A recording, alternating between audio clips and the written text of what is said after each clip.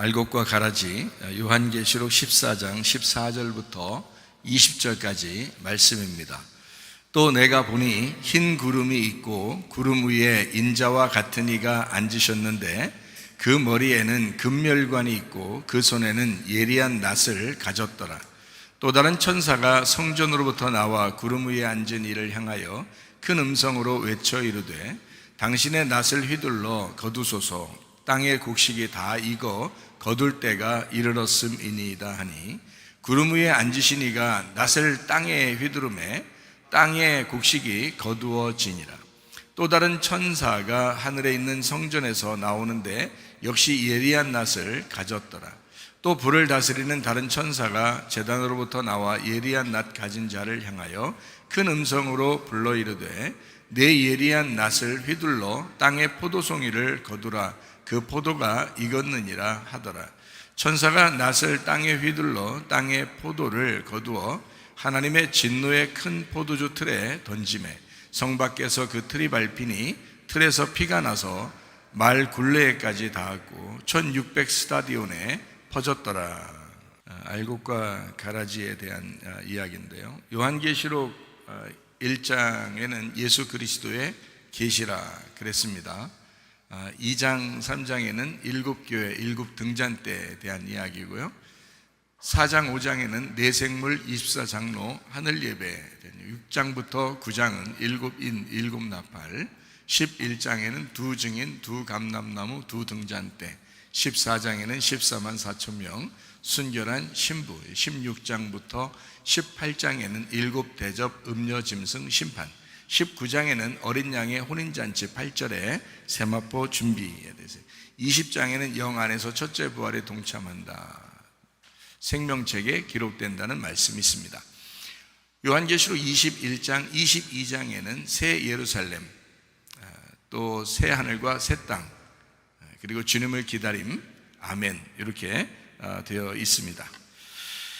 요한계시록 14장에는 이제 어린 양의 이름을 이마에 쓴 자 14만 4천 명에 대한 이야기가 있으면서 요한계시록 14장의 14절부터 20절까지의 말씀에 보면 알곡과 가라지에 대한 이야기가 이렇게 나와 있습니다. 예레미야 23장 29절 36절의 말씀을 보니까 이렇게 되어 있어요. 여호와의 말씀이니라 내 말이 불같지 아니하냐, 바위를 쳐서 부서뜨리는 방망이 같지 아니하냐. 다시는 여호와의 엄중한 말씀이라 말하지 마라. 각 사람의 말이 자기에게 중벌이 되리니 이는 너희가 살아계신 하나님 만군의 여호와 우리 하나님의 말씀을 망령되이 사용함이니라 하고, 이렇게 되어 있습니다. 저는 설교 말씀을 통해서 교회 지체들을 흔들어 놓고 싶습니다.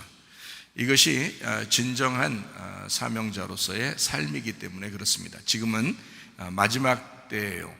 그래서 그냥 어영부영 이렇게 신앙생활에서는 안 됩니다. 지금은 마지막 때이기 때문에 아주 긴장하고 정신 차리고 기도하고 깨어 있어야 되는 그런 시기입니다. 그래서 세상을 살아가는 성도들에게 긴장하는 그런 말씀들을 전하는 것이 진정한 사명자가 아닌가, 이런 마음이 듭니다. 사람들은 설교하면서 성공해야 된다, 성공이라는 어떤 허울 좋은 그런 이야기로 설교를 이렇게 포장하는 경우가 상당히 많습니다. 그런데 지금은 그런 것보다도 마지막 때를 준비해야 되지 않겠나 하는 그런 부담감이 저에게도 있습니다. 선악과를 먹게 하는 그 옛 뱀이 계략을 세울 때 어떤 계략을 세웠겠어요? 먹음직하게 만들고 보암직하게 만들고 탐스럽게 하는 그런 것을 먹도록 만들어 놨죠. 그게 인간의 죄의 본성이란 말이에요. 육신의 정욕, 안목의 정욕, 이생의 자랑. 그러니까 이것을 선악과를 먹게 하고서 그 법을, 그러니까 선악과라는 율법의 법을 범하게 하고 도전하게 하고 결국엔 어떻게 됐어요? 하나님하고 멀어지게 만든단 말이에요. 그러니까 마귀의 계략은 하나님과 우리가 사이를 좀 멀어지게 하는, 그러니까 마귀의 온갖 술수가 없어진 게 아니라 지금 우리들에게도 계속 도전할 것이다. 그래서 우리는 속지 말아야 합니다. 그러니까 속는 사람이 분명히 있으니까 속지 말아야 된다. 왜냐하면 마귀는 거짓말장이거든요. 거짓말을 살살 쳐요. 그러니까 거짓말 치는 거에서 이렇게 자기가 듣기 좋은 말 이렇게 있으면은 듣다가 보면 넘어지죠. 그게 이제 마귀의 계략인 것도 잘 모른단 말이에요. 그래서 속는 것도 자유지만 속으면 심장이 뚫리고 폐가 멈출 것입니다. 우리는 속지 않는 그리스도인, 그러니까 정신 차리라고 그러죠. 기도하고 깨어 있어라 이렇게 말하죠. 그래서 잘못하면 그 마귀한테 우리가 넘어가게 되잖아요. 그러니까 마귀가 우리를 굉장히 우위해 줄 것 같지만 그렇지 않아요. 여러분의 영혼을 잘근잘게 씹어버립니다. 그만큼 마귀는 아주 잔인하고 아주 능수능란하게 여러분을 넘어뜨리는 그런 속이는 자입니다. 그러니까 우리가 늘 이렇게 좀 깨어있는 사람들이 되어야 되겠다. 자, 목사는 어떤 마음을 가져야 되냐면 여러분 성도들이 다 깨어있을 수 있도록, 목사도 깨어있어야 되지만 여러분도 깨어있을 수 있도록 조심해주고 준비시켜주는 그런 사람이 또 목사니까, 목사의 사명을 가지고 있는 사람들은 특별히 그 말씀에 대해서 좀 신중해야 된다. 말씀을 좀 잘 준비해야 된다. 이런 생각들을 하게 됩니다. 그런데 목사들, 특별히 이제 종교 지도자라고 하는 사람들이 말씀에 대해서, 말씀을 성경적으로 보면 말씀을 도둑질하는 사람들이 꽤 있다. 말씀을 도둑질하고 그걸 하나님의 말씀이라고 거짓말하고 이제 이런 사람들이 꽤 있는 그런 시대예요.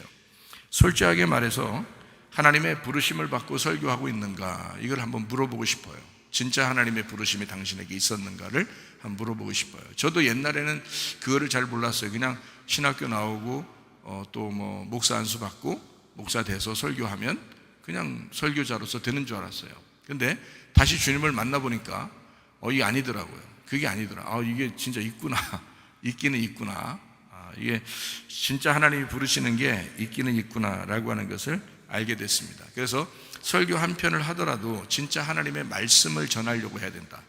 하나님의 말씀을, 자, 내 말이 아니라 하나님의 말씀을 전하려고 해야 된다. 사람들이 뭐 좀 뭐 느낌이 좋든 안 좋든, 감정적으로 뭐 좋든 안 좋든 그거에 관계하는 게 아니라 진짜 하나님이 전하고자 하는 말씀, 자, 이 시대에, 마지막 시대에 하나님이 꼭 말씀하고 싶어하는 말씀들을 전달해 주는 것이 목회자고, 그게 사명자입니다. 나는 그래서 설교를 한번 할 때 설교하고서 그냥 이 시간에 설교하고 맞춰지고 설교가 흐트러지고 끝나는, 잊어버리는 뭐 이런 설교를 하고 싶지가 않아요. 설교를 남겨놓고 싶은 설교를 하고 싶어요. 그러니까 설교가 남겨지는 설교. 그러니까 어느 날 이 말씀을 들어도 똑같이 은혜가 되는 그 말씀. 그러니까 어느 날 들어도 뭐 10년 후가 됐든 뭐 100년 후가 됐든 그 말씀을 들어도 똑같이 하나님의 말씀으로 사람들이 들을 수 있는, 그 시대에 그 현장에서 말씀을 들을 수 있는 그런 말씀들을 하고 싶다. 그래서 저도 목숨 걸고 그 말씀을 증거하는 것입니다. 그렇게 남겨질 수 있는 말씀을 내가 준비하고 설교를 해야 되겠다, 그런 마음을 가지고 하고 있는 중입니다. 갈라디아 1장 10절의 말씀 보니까 사람들 눈치 보지 말라고 되어 있어요. 사람들 기쁘게 하려고 하지 말고 하나님의 기쁨을 구하는 주의 종이 되어야 된다. 사람의 기쁨을 구하는 것은 하나님의 종이 아니다, 이렇게 말씀하고 있습니다. 우리 설교가 그러니까 확실하게 하나님께서 말씀을 주신 거냐라고 하는 것을 분명하게 우리가 간직해야 됩니다. 사명자는 하나님의 콜링이 있어야 합니다. 그래서 하나님께서 부르신 사실이 있는가, 진짜 하나님이 나를 부르셨나, 이거를 분명히 깨달아야 되죠. 지금이 어느 때인 줄 아는가, 진짜 지금 시대가 마지막 때인 것을 알고 있는가. 눈 뜨고 고백하는 시대다. 지금 이 정도로 심각하게 시대가 완전히 변했다. 우리 지금 시대에서 약 한 20-30년 정도 사이에 엄청난 변화가 있었습니다. 그러니까 이런 마지막 때에 마귀가 살아있는 한 사람들을 분명히 넘어뜨릴 것이다. 넘어지지 말라는 거예요. 속지 말라는 거예요. 광야에서 이미 예수님이 이기셨기 때문에 우리가 속을 이유도 없고 넘어질 이유도 없습니다. 그러니까 우리가 패배하는 것은 순전히 자기 때문에 그런 거죠.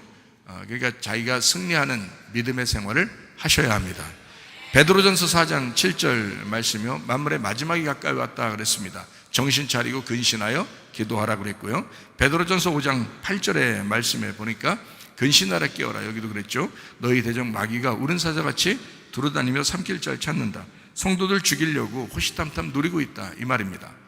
그러니까 이런 놈을 누가 당하겠냐고요. 그래서 마귀가 계속 지켜보고 있는 한 영혼 한 영혼 진실하게 이 사람들의 영혼을 구원해야 되겠다라는 마음을 가지고 설교하는 그 사명자가 필요한 때입니다. 회개하면 길이 열릴 것입니다. 그래서 목회자들도 회개하셔야 합니다. 로마서 14장 8절 말씀, 여기에 우리가 살아도 주를 위하여 살고 죽어도 주를 위하여 죽나니 그러므로 사나 죽으나 우리가 주의 것이로다 라고 되어 있습니다. 사나 죽으나 주의 것이로다. 자, 목회자가 특별히 그런 마음을 가져야 되겠죠. 성도들도 그런 마음을 가지고 살아야 합니다. 제가 여러분에게 문자도 좀 오늘 보내고 그랬는데 예수쟁이라는 문자를 보냈습니다. 자, 살아도 주를 위해서 죽어도 주를 위해서. 자, 예수쟁이. 그러니까 쟁이라고 하는 게 뭐 이렇게 계속 미치듯이 그걸 해가지고 전문가가 된 것을 쟁이라고 그러잖아요. 뭐 구두쟁이 뭐 이런 것처럼 뭐 예수쟁이 이렇게. 마찬가지로 인스타쟁이가 있고 유튜브쟁이가 있더라는 거예요. 제가 가만히 생각을 해보니까 그렇구나. 요즘 젊은 사람들이 인스타에 빠져 있구나. 유튜브에 빠져 있구나. 이거 인스타쟁이고 유튜브쟁이가 됐구나. 이게. 그래서 사람들이 예수쟁이가 되지 못하고 인스타쟁이, 유튜브쟁이가 돼서 아주 거의 미쳐 있더라. 보니까 그런 사람들이 상당히 많더라. 누가 그런데 자기가 인스타에 올렸어요, 유튜브에 올렸어요. 누가 좋아요 하나만 누르면 막 좋아가지고 좋아요 누르면 진짜 좋아하는 건 줄 알고 막 좋아가지고 막 엄청 흥분하고 그러는 아주 어리석고 미련한 사람들이 꽤 있더라는 거예요.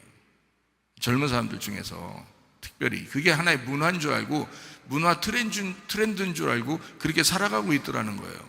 그래서 내가 이거 심각하구나. 아이들이 뭣도 모르고 이렇게 살아가고 있구나. 이거 세상이 여러분의 영혼을 잡으려고 쳐놓은 덫에 다 걸려버리는 것입니다. 여러분, 우리는요 그런 사람 되면 안 됩니다. 우리는 어느 쪽에 있어야 되는가? 솔직히 말해서 좋아요 누르는 사람이 당신 안 좋아합니다. 솔직히 말해서 별로 안 좋아해요. 그냥 누른 거예요. 서로 눌러주는 거 있잖아요. 왜? 너도 누르고 나도 누르고 네가 누르면 나도 눌러준다 이런 거. 그러니까 눌러주는 거야. 그거 가지고 막 흥분하고 좋아가지고 막 이렇게 이런 인스타쟁이 유튜브쟁이가 있더라는 거예요. 참 어처구니 없더라. 내가 보니까 이거 참 불쌍하구나. 이런 사람들. 이거 솔직히 그 사람들 여러분 안 좋아하는 겁니다. 그냥 누르는 거예요. 괜히 좋아한다고 느끼지 말라고. 그거 아니라고. 안 좋아한다고. 왜 착각들 하냐고. 그거 아니라고요. 이 세상의 덫에 불과하다고요. 그래서 여러분은 어느 쪽에 있느냐 이거야. 세상의 요구대로 여러분이 자랑질 하려고 인스타나 유튜브 쟁이가 돼서 여러분이 그렇게 살 거냐, 아니면 진짜 교회의 요구대로 주님을 자랑하려고 사는 예수쟁이가 될 거냐 이거야. 진짜 어느 쪽으로 살 거냐 이거야. 여러분 선택입니다. 다 자기 생각의 결과로, 자기 선택의 결과로 그 사람이 돼버리는 거거든요. 젊은 애들이 지금 인스타에 완전히 미쳐 있습니다. 유튜브에 완전히 미쳐 있습니다.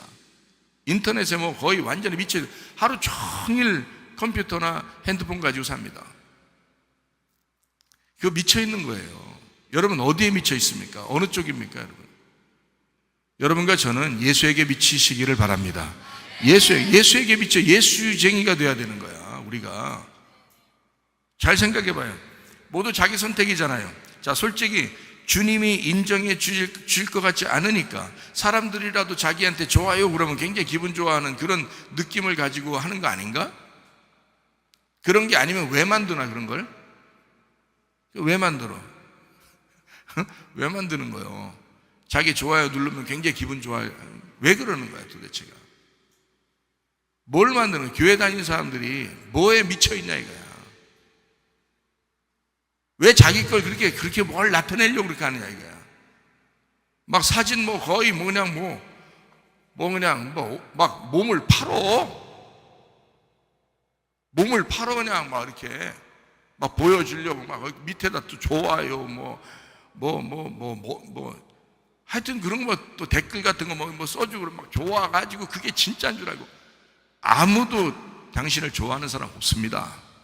그런 거 그냥 즐기는 거예요. 사람들도 그냥 보는 거야. 한번 보고 지나가는 거야. 아무도 진짜 좋아하는 게 아니에요. 예수님이 좋아할 것 같지 않으니까 사람들에게도 인정받으려고, 사람들에게 칭찬받으려고, 사람들에게 이쁨 받으려고. 왜 그런 것 같아요? 애정결핍이요. 그거 어릴 때부터 잘못 자라나서 애정결핍 걸려가지고 괜히 사람들한테 칭찬받아 보려고, 그냥 이쁨 받아 보려고 해보는 거 아니에요 다? 그 착각하는 거예요. 그 병 걸린 거야. 여러분과 저는 세상 사람과 달라야 됩니다. 그리스도인은 세상 사람과 같은 사람들이 아니에요. 그걸 분명히 알고 여러분은 교회 나오신 거야. 왜 세상처럼 그렇게 하려고 하냐고. 그러지 말라고. 그냥 예수에게 미쳐보라고. 한번 예수님에게 인정받아 보려고 하라고. 교회에 한번 미쳐보라고. 왜 그거는 못하냐고. 세상 사람들은 세상에 미쳐보고 그렇게 하면서 사람들에게 인정받으려고 하는데, 여러분은 교회에 한번 미쳐보고 교회 주님에게 한번 인정받아 보려고 왜 안 해보냐고. 왜 그 사람들 따라가냐고. 교회 다니는 사람들이 교회 다니는 쪽으로 한번 해봐야지. 우리도 깨끗하게 한번 그리스도를 위해서 한번 살아보려고 해야지. 왜 세상 사람 따라갈 보려고 그렇게 막 보이려고 이렇게 만들고 그러냐고. 안 돼. 그런 짓 좀 하지 마세요, 진짜. 내가 그래서 오늘 너무 긴급하게 여러분에게 편지를 보낸 거예요. 이제 앞으로는 여러분 주님만 자랑해봐라. 교회를 자랑해라. 주를 위해서 한번 살아봐라. 교회를 위해서 살아봐라. 한번. 세상 사람들은 세상을 위해서 살지 않느냐? 우리는 예수를 위해서 한번 살아보자 이거야. 세상 사람들은 인스타쟁이가 되고 유튜브쟁이가 되잖아. 우리는 예수쟁이 한번 돼보자고. 그렇게 살아보자는 거예요. 그리스도인, 진짜 한번 그리스도인. 사람들이 내가 가면 보니까 참 덜 아파봐서 그런 거 아닌가 생각들어요. 진짜 아프면요 아무것도 못해요. 진짜 아프면 아무것도 못해요. 욥기서 42장 5절의 말씀을 우리가 욥이 그렇게 고백합니다. 내가 귀로 만들었으나 이제는 눈으로 배움나이다. 욥이 고생했어요. 아팠어요. 힘들었어요. 주님을 발견하는 것만큼 자기한테 좋은 게 없었어요. 나중에 주님을 만나고 나니까 내가 주님을 얼굴로 배움나이다 그러잖아요. 주님을 깨닫게 되었습니다.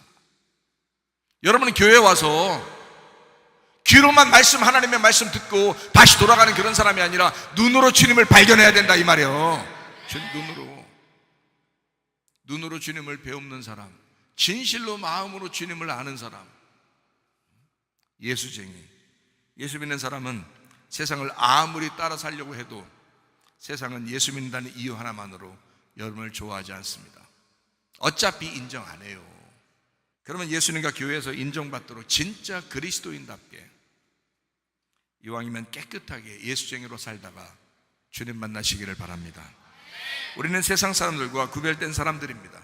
우리는 깨끗하고 정결하고 순결하게 살아가려는 거룩한 성도입니다. 우리는 세상 사람과 완전히 구별되고 다른 사람들이에요. 성도란 말입니다. 거룩한 사람이다.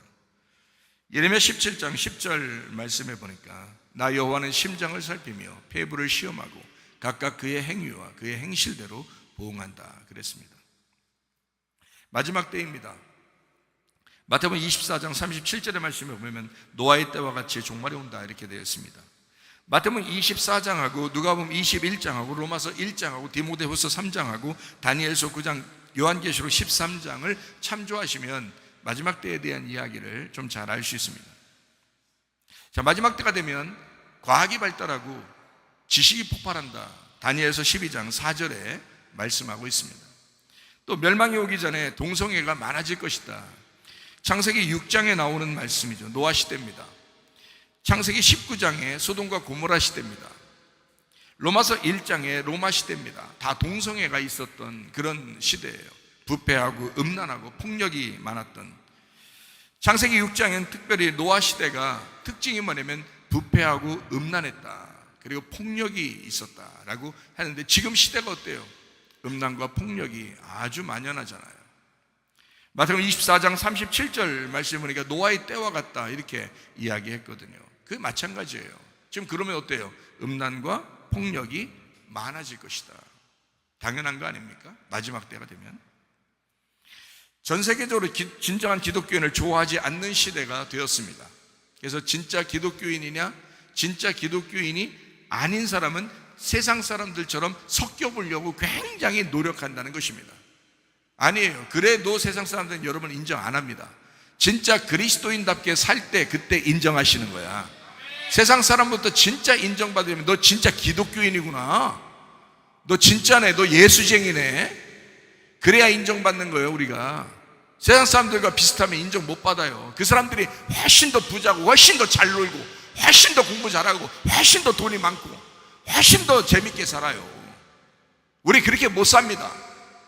우리는 그렇게 살려고 하다가도 교회 나와야 되고, 그렇게 살려고 하다가도 예배 드려야 되고, 이거 뭐 그렇게 살 수가 있겠어요?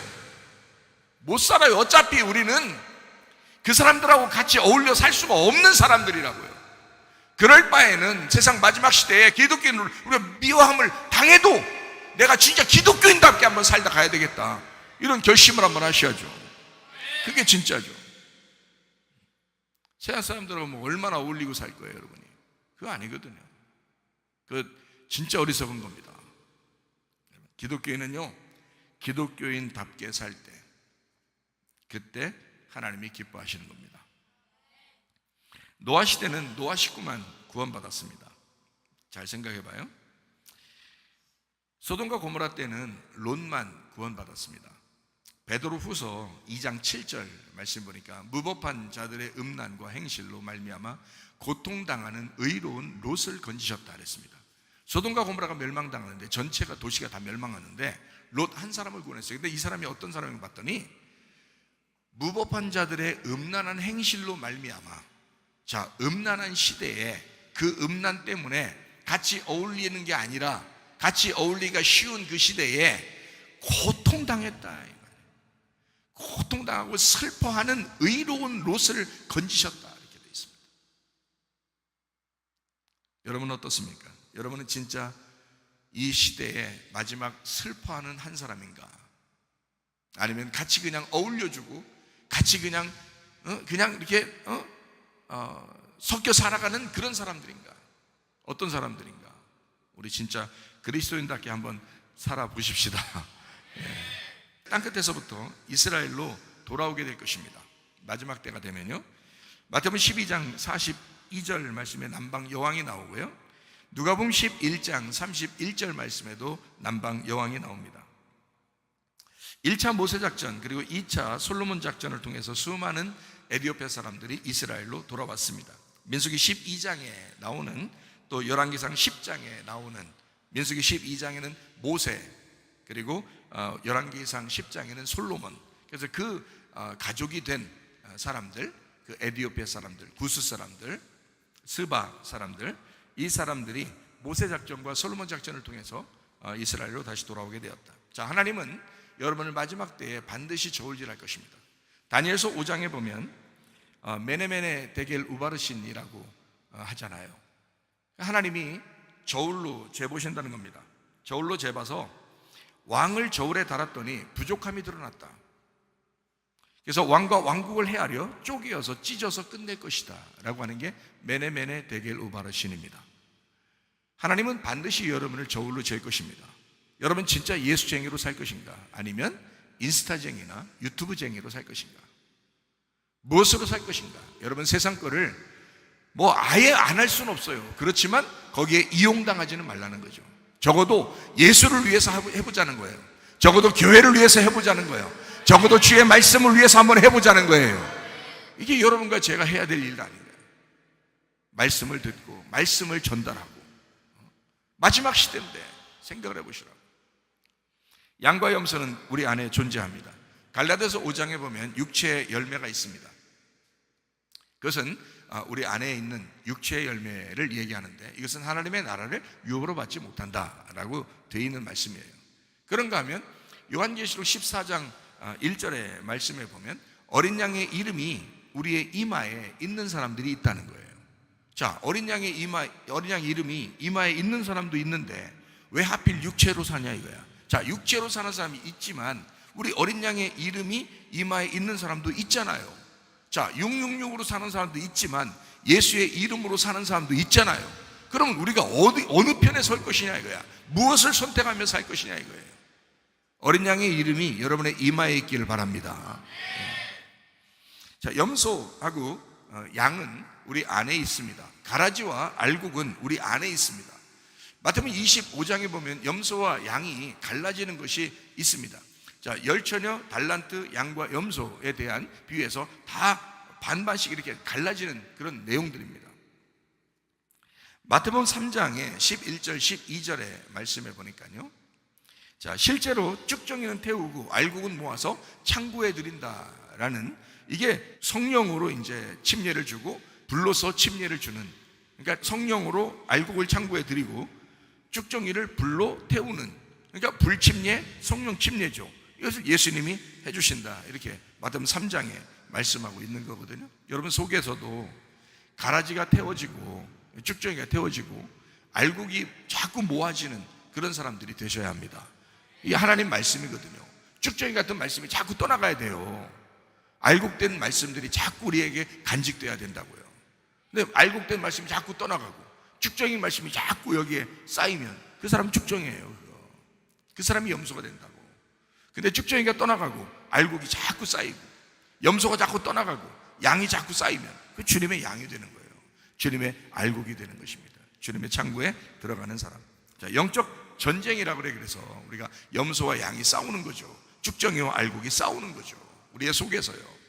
미련한 다수처녀와 지혜로운 다수처녀가 싸우는 거죠. 우리 속에서요. 이걸 영적 전쟁. 그래서 마태복음 11장 12절에는 천국은 침노하는 자가 차지하게 될 것이다 라고 되어 있습니다.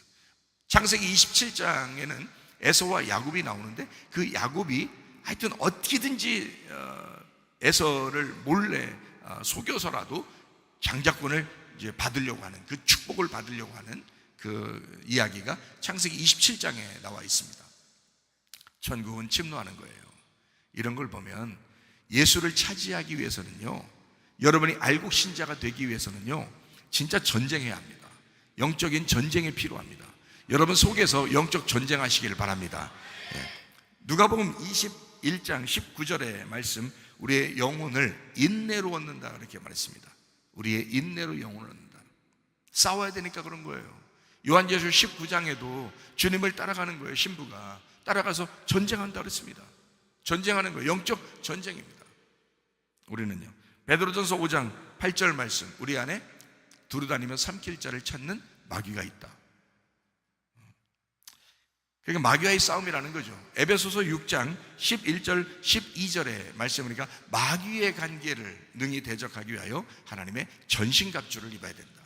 우리의 씨름은 혈과 육에 대한 것이 아니다.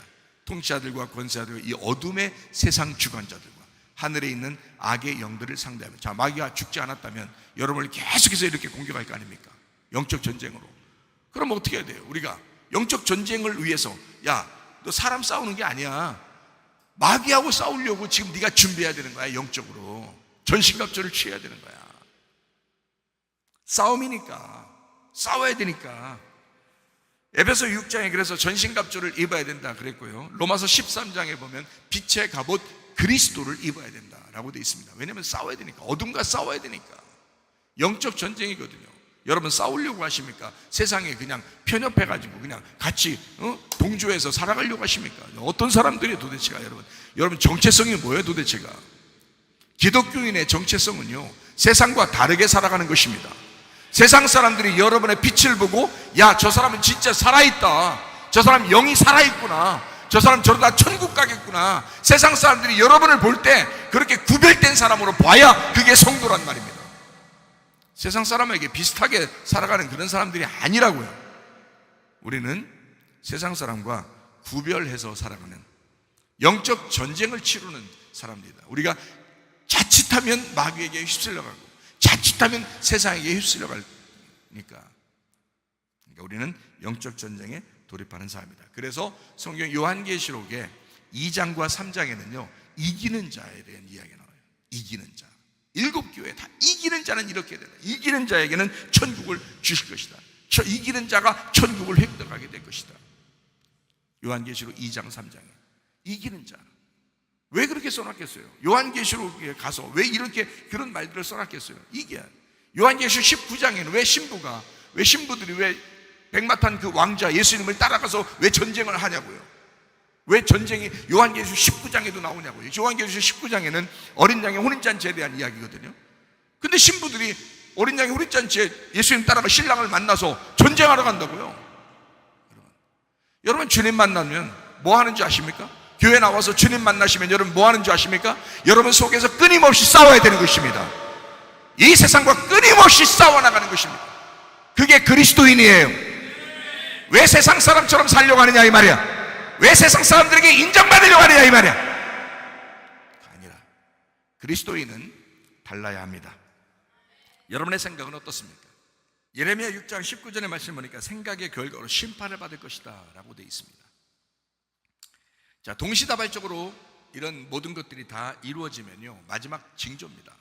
이거는 어쩔 수 없어요. 주님이 오시는 마지막 징조. 그래서 동시다발적으로 모든 것이 일치해서 일어나면 그건 마지막 때입니다. 근데 지금 시대만큼 이렇게 동시다발적으로 일치해서 이런 일들이 벌어지는 게 참 이전에는 그렇게 많지 않았죠. 동시다발적으로 지금 일어나는 일들입니다. 그래서 제가 요즘 일어나는 일들 그리고 동시다발적으로 일어나는 성경적인 이야기들을 여러분에게 말하면 돈을 사랑합니다. 과학이 발달했습니다. 교통이 확실히 빨라졌습니다. 사랑이 식어갑니다. 정이 없습니다. 배신을 잘하고 화해하지 않습니다. 절제가 안 됩니다. 분별력이 없습니다. 교만합니다. 거짓말을 잘 칩니다. 사람들이 싸나워졌습니다. 묻지마 폭행 같은 것이 있습니다. 묻지마 살인도 있습니다. 조그만 것에도 막 승질을 냅니다. 법을 어기고 내로남불이 됩니다. 믿는 자들도 경건의 모양만 있습니다. 쾌락을 사랑합니다. 동성애가 극심합니다. 음란과 폭력이 난무합니다. 전쟁과 전쟁이 있고 혼란합니다. 민족끼리 서로 싸웁니다. 전염병이 자주 창궐합니다. 지금 또 전염병이 또 온다고 지금 뉴스 나오고 있죠. 진정한 기독교인이 어려움을 당하는 시대입니다. 하나님을 마음에 두기 싫어합니다. 자, 동시다발적으로 막 일어납니다. 그런가 하면 이스라엘이 독립했습니다. 그리고 땅끝 남방의 이디오피아에서 이스라엘 백성이 돼서 고국으로 돌아오는 사람들이 많아졌습니다. 마지막 징조는 모두 이루어지고 있습니다. 누가복음 12장에 보면 하늘과 땅의 현상은 분별할 줄 알면서 어찌하여 주님의 때는 분별할 수 없느냐라고 주님 말씀하십니다. 누가복음 21장 34절 말씀에 스스로 조심하라 그랬습니다. 방탕하게 된다. 그날이 갑자기 너에게 임할 것이다 라고 말씀합니다. 누가복음 21장 35절 말씀 모든 사람에게 임하게 될 것이다. 왜냐하면 동시다발적으로 다 전 세계적으로 일어나는 일이기 때문에 모든 사람에게 일어날 것이다. 누가복음 21장 36절 말씀 그러므로 깨어서 항상 기도하라. 그래야 주님 앞에 설 수가 있다 라고 되어 있습니다. 마태복음 24장 42절 말씀 보니까요 깨어있으라 했습니다. 어느 날에 너희 주가 임할는지 너희가 알지 못하기 때문이다. 마태복음 24장 44절의 말씀이요 이러므로 너희도 준비하고 있으라. 생각하지 않은 때 인자가 오게 될 것이다. 깨어있어야 된다. 생각하지 않은 때 그 시간 주님이 오게 될 것이다. 자, 알곡과 가라지의 심판의 때가 있습니다. 반드시 그런 시간이 올 것입니다. 알곡과 가라지의 심판, 그게 추수 때거든요. 성경은 주님의 재림을 늘 추수로 비유했습니다. 그래서 추수 때가 되면 이렇게 쭉정이는 불에 태우고 알곡은 창고에 모아 드리는 그 결과, 그러니까 추수를 하게 될 것이다 라고 분명히 말씀을 하고 있거든요. 그러니까 우리의 마음 안에서도 이런 추수가 일어나야 되고요, 겉으로도 실제로 쭉정이와 알곡 신자들이 생길 거란 말이에요. 겉으로도. 그러니까 우리의 속에서도 이런 심판이 올 것이고 여러분 겉으로도 실제로 알곡이냐 쭉정이냐가 결정될 것입니다. 주님이 저울로 재본다고요. 어떻게 할 것입니까, 여러분? 마지막 때가 됐는데 가라지가 아니라 진짜 알곡 신자가 돼서 주님 만나야 되는데요, 마지막 때인데 참 안타깝습니다. 사람들이 진짜 예수쟁이가 많지 않아요. 예전에는 좀 있는 것 같았는데 요즘엔요, 젊은 사람들을 비롯해서 전부 다 세상적으로 살려고 막 노력하고, 전부 다 세상적으로 그냥 아휴, 말도 못해요. 지금 인터넷상으로 보면요, 말도 못합니다. 지금 이렇게 난잡해도 이렇게 난잡할 수가 있나. 전 세계적으로 지금 젊은이들이 타락하고 있는 이런 시대예요. 기독교인마저도, 교회 다니는 사람들마저도 진정한 예수쟁이가 많지 않다는 겁니다. 진짜 예수 믿는 사람들이 많지 않은 시대다. 어떻게 동시다발적으로 이렇게 갑자기 이렇게 많이 생겨날까? 동시다발적으로. 확실히 주님 오실 때가 다 되긴 다 됐는가 보다. 우리 시대 때 오면 좋지만 만약에 우리 시대 때 오지 않더라도 여러분 마음 안에는 어쨌든 심판받을 거 아니냐 이 말이에요. 어쨌든 여러분 마음 안에서는 심판이 올 거 아니냐 이 말이에요. 그리고 여러분이 개인적으로 죽을 때는 심판이 올 거 아니냐 이거야. 그럼 어떡하겠냐 이거예요. 안타까운 일들을 그냥 여러분이 겪을까봐 진짜 사명자로서, 주의 종으로서 저는 안타깝습니다. 진짜 하나님께서 말씀하시는 말씀을 여러분에게 하고 싶고요, 여러분이 그 말씀을 들어서 회개하고 주님 앞에 돌아오기를 축복합니다. 마지막 시대예요. 분명히 말할 건 말해야죠. 실제로 이런 일이 일어나니까. 알곡과 가라지의 심판의 때가 반드시 오고요, 알곡은 창고에 모아드리고요, 가라지는 모아서 불에 태웁니다. 마태복음 13장 30절 말씀입니다. 둘 다 추수 때까지 함께 자라게 둬라. 추수 때에 내가 추수꾼들에게 말하기를 가라지는 먼저 거두어 불사르게 단으로 묶고 곡식은 모아 내 곳간에 넣으라 하리라. 그랬습니다. 하나님 말씀이에요. 주님 말씀이에요. 그냥 둔대요. 그냥 지금 살아가는 동안에는 그냥 둔대요. 근데 추수 때, 둘 다 추수 때 창고에 들어가느냐 불에 태워지느냐 결정을 여러분들이 하셔야 된단 말이에요. 여러분들의 생각의 결과로 여러분이 당할 것이라고. 그럼 어떻게 될 거냐 이 말이에요. 마태복음 3장에도 나와 있는 말이죠. 11절 12절에 똑같이 말씀합니다. 나는 너희로 회개하게 하기 위하여 물로 침례를 베풀거니와 내 뒤에 오시는 이는 나보다 능력이 많으시니, 예수님입니다. 나는 그의 신을 들기도 감당하지 못하겠노라. 그는, 자 예수님이죠, 성령과 불로 너희에게 침례를 베푸신다. 손에 키를 들고 자기의 타작마당을 정하게 하사 알곡은 모아 곳간에 드리고, 성령으로 곳간에 드리는 겁니다. 여러분께서 여러분 속에 성령이 있으셔야 합니다. 쭉정이는 꺼지지 않는 불에 태우신다 그랬어요. 이게 불침례입니다. 여러분 성령 침례를 받느냐 아니면 불침례를 받느냐 여러분이 결정하는 거예요. 여러분이 성령 침례 받으면 창고에 모아 들어가는 거고요, 불침례 받으면 그냥 다 태워버리는 것입니다. 어떤 사람으로 남겠냐 이거야. 주님이 말씀하시는 거예요. 주님은 성령과 불로 침례를 베푸시는 분이래요. 성령은 여러분을 곳간에 알곡으로 모아서 데리고 들어가는 거고, 불은 여러분을 쭉정이를 다 태워버리는 것입니다. 여러분 속에 어떤 게 더 많아요? 쭉정이 같은 말씀이 더 많아요? 아니면 알곡 같은 말씀이 더 많아요? 여러분 쭉정이 같이 사는 게 더 많아요? 아니면 알곡 같이 사는 게 더 많아요? 여러분 세상에 속해서 그렇게 세상에 딱 붙어가지고 세상 사람처럼 살아가는 게 더 커요? 아니면 진짜 예수쟁이처럼 사는 게 더 커요? 어떤 게 더 커요? 여러분, 모든 사람들이, 바울이 얘기하잖아요. 모든 사람들이 다 자기처럼 됐으면 좋겠다 그러잖아요. 자기가 결박된 거 말고는, 자기가 수갑 채워가지고 이렇게 그 쇠사슬로 메어가지고 끌려가는 거, 그거 말고는 다 자기처럼 되기를 원한다 그랬어요. 저도 여러분에게 얘기합니다. 여러분 그냥 어영부영 교회 다니면서 평신도처럼 그렇게 살지 말고 목사 이상의 사람이 되시기를 바랍니다. 다 모두 다 목사처럼 살았으면 좋겠어요. 진짜 그냥 어영부영 이렇게 살다 그냥 가지 말고 한 번 인생 사는 거 다 목사처럼 살았으면 좋겠다. 무엇을 하더라도 예수쟁이처럼 진짜 예수쟁이답게 한번 살아보다가 가는 거예요. 그게 그리스도인이거든요. 주님이 알곡으로 모아놓는 사람이 누구겠어요? 예수쟁이 말고 누구겠어요, 솔직히? 뭐 아무나 그냥 뭐 창고에 들어가요? 알곡이 돼야 들어가는 거예요. 여러분 추수 안 해봤어요? 농사 안 져봤냐고. 다 썩어 문드러지고 다 축제기 갖고 다 껍질 같은 걸 그걸 뭐하러 들고 들어가겠냐고. 자기 집에 데리고 들어갈 때는 알곡만 가지고 들어간다고요. 추수해보세요, 여러분. 답변한 사람들아. 진짜 알곡 신자들 되셔야 합니다. 진짜 예수쟁이가 되셔야 합니다. 이거 심각해요. 제가 진짜 깜짝 놀랄 일들이 막 생겨나요. 그래서 이게 진짜 깜짝 놀라겠구나 진짜. 사람들이 그냥 세상 사람들한테 어떻게든지 잘 보이려고, 어떻게든지 뭐 이쁘게 보이려고 별짓을 다 하는구나. 진짜 그리스도인답게 사는 거, 어렵지만 힘들지만 가야 할 길이 우리의 길 아니겠습니까? 그게 예수쟁이들이 선택한 길이라고요. 그게 예수쟁이들이 가야 할 길이라고요.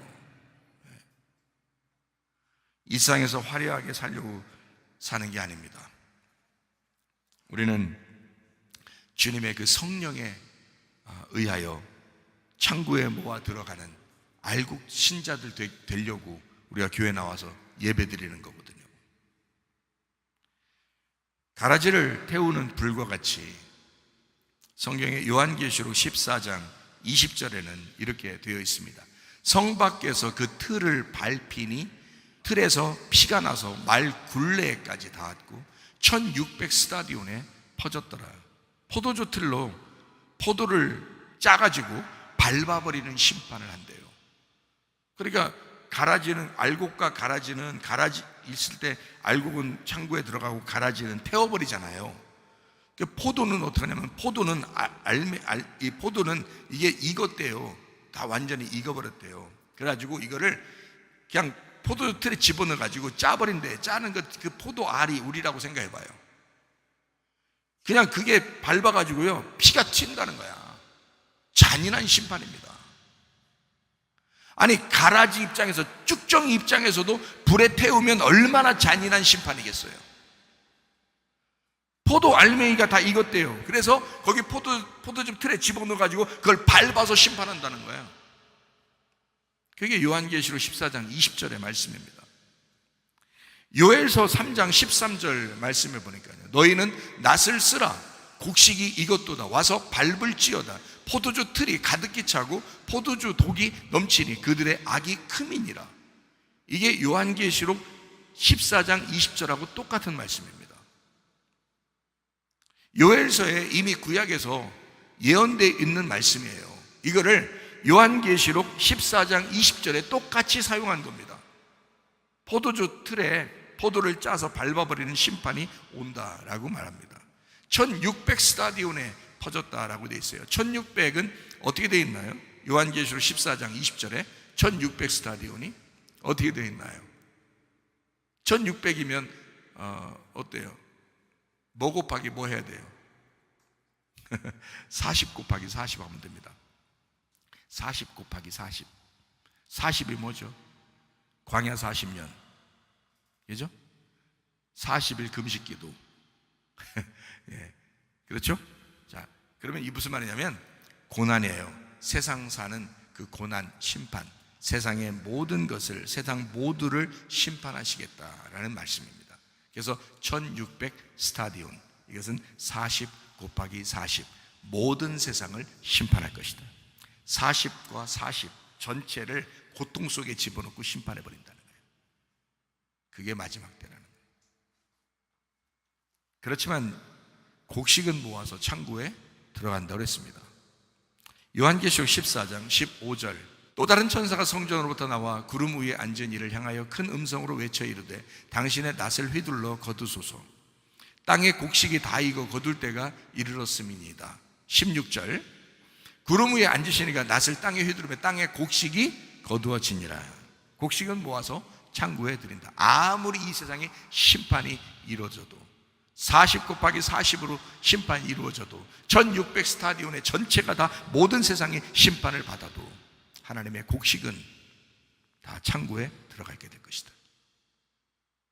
여러분 어떻게 살아야 되겠습니까? 우리의 마음 안에 알곡과 쭉정이가 같이 삽니다. 알곡이 많아져서 알곡 신자가 되시기를 바랍니다. 쭉정이가 많이 나타나면 쭉정이 신자가 됩니다. 이런 불에 태워질 수밖에 없습니다. 하나님의 진노의 포도주틀에 넣어서 그 삶을 밟을 수밖에 없습니다. 나라고 하는 쭉정이를 태우고 예수라고 하는 알곡을 간직하셔야 합니다. 나라고 하는 믿음, 나의 주장, 나의 말씀을 태우고 예수 믿음, 예수 주장, 예수 말씀을 간직하시기를 바랍니다. 이것이 쭉정이를 태우고 알곡을 모아 창고에 드리는 말씀입니다. 우리의 속에 무엇으로 간직될 것인가? 나의 주장, 나의 생각, 나의 믿음이냐? 아니면 예수의 주장, 예수의 생각, 예수의 믿음이냐? 무엇으로 우리 속에 간직하고 살 것인가? 진정한 그리스도인.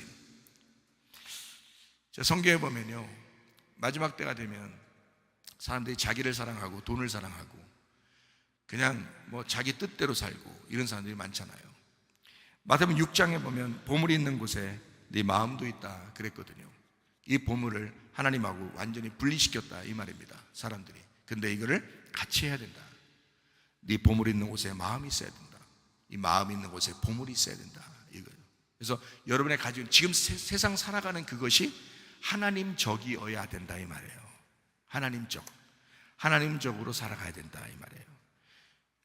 하나님 안에서의 삶이 여러분 세상의 삶이 똑같이 돼야 된다 이 말이에요. 그리스도인의 삶은 지금은 네 보물이 있는 곳에 마음이 있다. 여러분 주를 위해서 살아가려는 그 마음이 굉장히 중요하다. 네 물질이 어디 있느냐? 네 물질 어디 있느냐? 그거 다 너를 위해 쓰려고 하는 거 아니냐 혹시? 그 물질 있는 곳에 마음이 있어야 된다. 너 주님을 사랑하는 마음이 거기에 있어야 된다. 뭐 드릴 거예요 여러분? 뭐 드리려고? 주님 내 마음을 받으소서. 내가 주님을 사랑하나이다. 야, 너 진짜 사랑하면 네가 뭐래도 할 거야. 남녀가 애인이 사귀잖아요.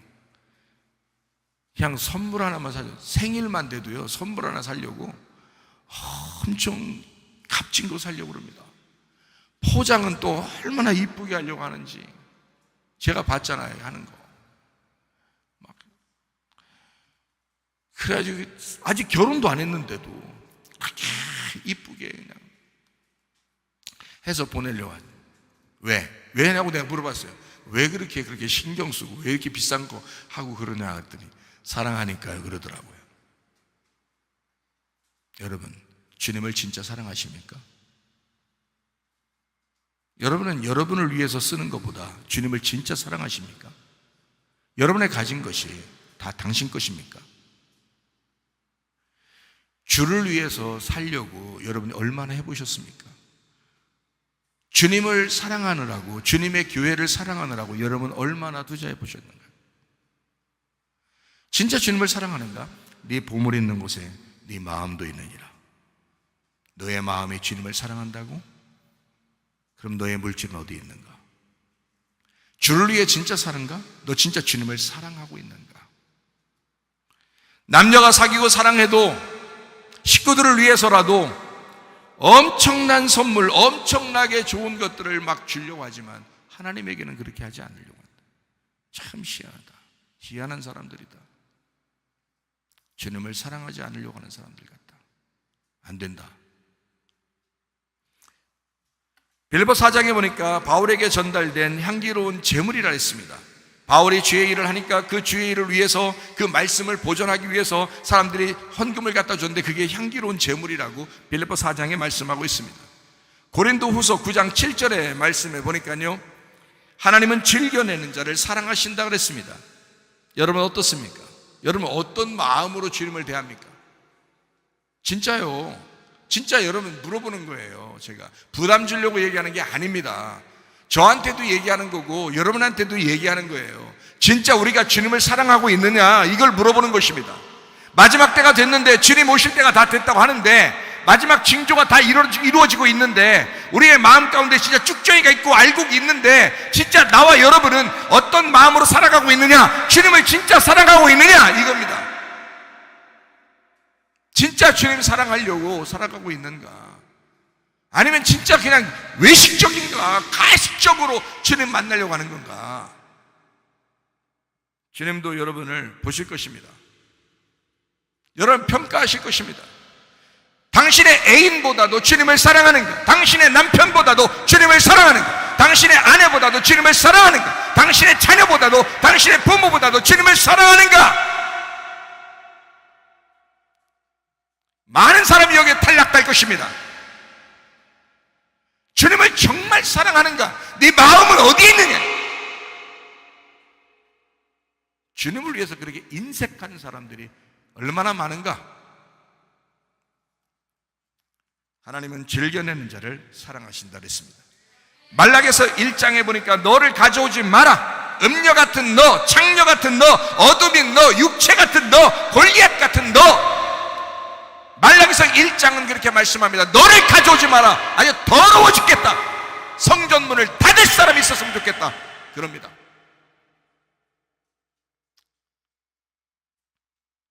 아랫물을 가져오지 마라. 육을 가져오지 마라. 더러워서 하나님이 문을 닫았으면 좋겠다는 게 말락에서 1장입니다.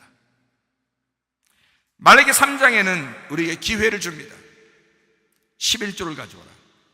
예수를 가져와라. 예수 좀 가져와라. 심판받아 죽으신 예수님, 그 어린 양, 거룩한 성전, 하나님께서 기뻐하시는 성전, 그 예수를 가져와라. 널 가져오지 마라. 제발 너를 가져오지 마라. 제발 예수 좀 가져와라. 내 아들이 필요하다. 내 아들 좀 가져와라. 하나님이 기뻐하시는 아들, 그 예수, 그 어린 양. 레위기 2장 13절 말씀을 보니까요, 모든 소재물에 소금을 쳐야 된다. 소금을 가져와라. 11조와 같은 것입니다. 모든 소재물에, 네가 드리는 모든 것에 예수 좀 가져와라. 예수를 가져와라. 예수를 넣어서 가져와라. 복음을 넣어서 가져와라. 너 율법적으로 억지로 인색하거나 그러지 마라. 너 진짜 복음을 넣어서 가져와 봐라. 여러분, 주님 사랑하십니까? 사랑하기로 결심하시길 바랍니다. 예수와 하나 된 우리를 가져와라. 모든 소재물에 소금을 넣어서 가져와라.